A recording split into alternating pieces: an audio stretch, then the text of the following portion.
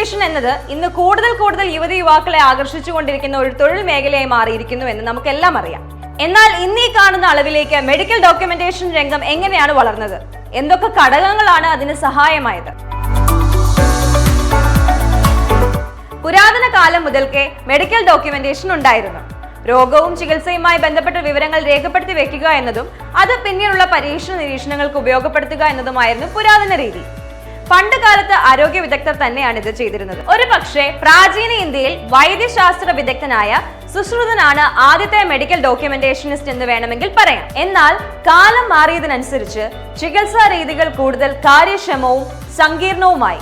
ഇത് medical documentation ജോലികൾ ഒരു ഡോക്ടർക്ക് ഒറ്റയ്ക്ക് കൈകാര്യം ചെയ്യാൻ കഴിയാത്ത സാഹചര്യം സൃഷ്ടിക്കുകയും ചെയ്തു. പഠനങ്ങൾ തെളിയിക്കുന്നത് മെഡിക്കൽ സ്ക്രൈബർമാരുടെ വരവോടെ മെഡിക്കൽ രംഗം കൂടുതൽ സുഗമമായെന്നും ആരോഗ്യ പ്രവർത്തകരുടെ തൊഴിൽ ഭാരം വലിയൊരളവിൽ കുറഞ്ഞുവെന്നുമാണ്. ഇത് യഥാർത്ഥത്തിൽ ആരോഗ്യ മേഖലയിലെ പുത്തൻ ചുവടുവെപ്പാണ്. മെഡിക്കൽ ഡോക്യുമെന്റേഷനുമായി ബന്ധപ്പെട്ട് ഇതുപോലുള്ള കൂടുതൽ വാർത്തകളും വിവരങ്ങളുമായി വീണ്ടും കാണാം. Till then, stay connected with Luminous.